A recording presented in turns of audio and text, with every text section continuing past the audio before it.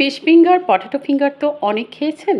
এবার একবার chicken finger তৈরি করে খেয়ে দেখতে পারেন। আসসালামু আলাইকুম প্রিয় দর্শক, আজকে আমি আপনাদের সাথে ঝটপট একটা চিকেন স্ন্যাক্স রেসিপি শেয়ার করব, যেটা বানানো খুবই সহজ, খেতে হবে অসাধারণ। ঘরোয়া উপকরণ দিয়ে খুব সহজেই তৈরি করে নিতে পারবেন এই চিকেন স্ন্যাক্স। চলুন তাহলে দেখিয়ে দিচ্ছি কিভাবে তৈরি করেছি আজকের এই চিকেন ফিঙ্গার। চিকেন ফিঙ্গারগুলো তৈরি করার জন্য প্রথমেই আমি একটা গ্রাইন্ডার জারে নিয়ে নিয়েছি 250 গ্রাম বোনলেস চিকেন। দিয়ে দিয়েছি হাফ কাপ পেঁয়াজ কুচি, আর সাথে দিয়ে দিচ্ছি সামান্য ধনেপাতা এবং 4-5টা কাঁচামরিচ।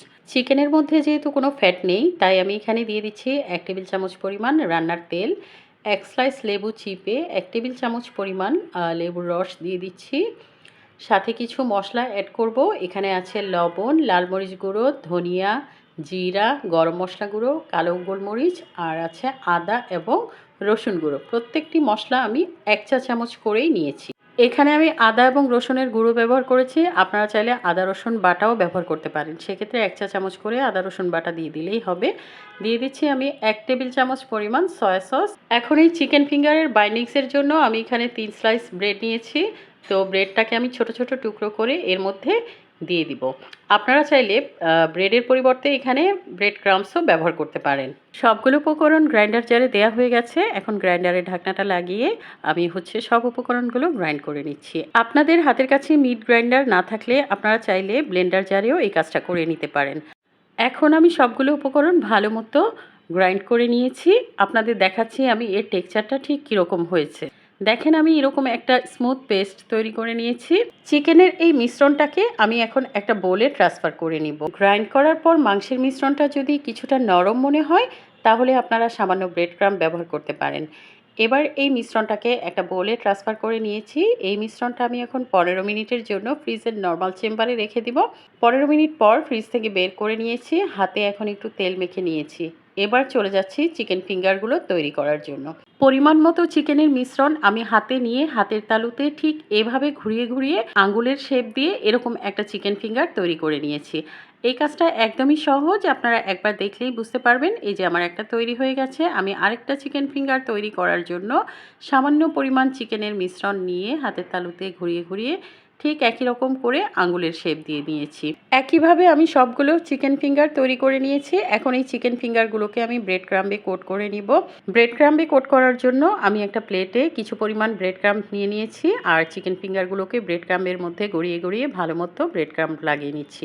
এই চিকেন ফিঙ্গারগুলোকে ব্রেড ক্রাম্ব লাগানোর আগে ডিমে ডুবিয়ে নিতে হবে না, জাস্ট এমনি ব্রেড ক্রাম্বে গড়িয়ে নিলেই তৈরি হয়ে যাবে। সবগুলো চিকেন ফিঙ্গার আমি একইভাবে ব্রেড ক্রাম্বে কোট করে নিয়েছি। এই যে দেখেন 250 গ্রাম বোনলেস চিকেন দিয়ে আজকে কতগুলো চিকেন ফিঙ্গার তৈরি হয়ে গেছে। আর এই চিকেন ফিঙ্গারগুলোকে আমি এখন ফ্রিজে রেখে দিয়েছি 1 ঘন্টার জন্য। 1 ঘন্টা পর আমি ফ্রিজ থেকে বের করে এনেছি। আপনারা যদি ফ্রোজেন করতে না চান, তাহলে ফ্রিজে রাখার কোনো প্রয়োজন নেই। আমি আজকে কিছু পরিমাণ চিকেন ফিঙ্গার ফ্রোজেন করব, এই জন্য প্রথমে ফ্রিজে রেখে তারপর শক্ত করে নিয়েছি। ফ্রোজেন করার জন্য আমি এখানে একটা এয়ারটাইট বক্স নিয়েছি। এয়ারটাইট বক্সের মধ্যে আমি সবগুলো চিকেন ফিঙ্গার রেখে ঢাকনা লাগিয়ে এখন এটাকে ফ্রিজে রেখে দিব 2 মাস পর্যন্ত। এটা খুব ভালোভাবে ফ্রোজেন করতে পারবেন। এছাড়াও আপনারা ফ্রোজেন করার জন্য জিপলক ব্যাগ ব্যবহার করতে পারেন। ফ্রোজেন চিকেন ফিঙ্গারগুলো আপনাদের যখন খেতে মন চাইবে তখন ফ্রিজ থেকে বের করে ডুবো তেলে ভেজে নিলেই হয়ে যাবে। এখন কিছু চিকেন ফিঙ্গার আমি আপনাদের ভেজে দেখাচ্ছি। আর এই চিকেন ফিঙ্গারগুলো ভাজার জন্য আমি পর্যাপ্ত পরিমাণ তেল ফ্রাইং প্যানে দিয়ে দিয়েছি। এবার উল্টে পাল্টে আমি ভালো করে ভেজে নেব। আর এই চিকেন ফিঙ্গারগুলো ভাজতে 5 থেকে 6 মিনিটের বেশি সময় লাগবে না।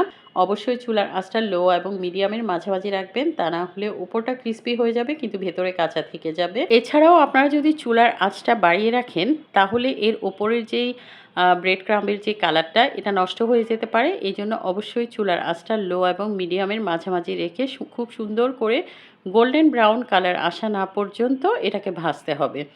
তো আমি উল্টে পাল্টে সুন্দর করে গোল্ডেন ব্রাউন আসা পর্যন্ত আমি এই চিকেন ফিঙ্গারগুলো ভেজে নিয়েছি। মাশাআল্লাহ, দেখেন আমার এই চিকেন ফিঙ্গারের কালারগুলো গোল্ডেন ব্রাউন কালার হয়ে গেছে। এখন এগুলোকে আমি তেল ঝরিয়ে তুলে নিব। সবগুলো চিকেন ফিঙ্গার আমি তেল ঝরিয়ে তুলে নিয়েছি।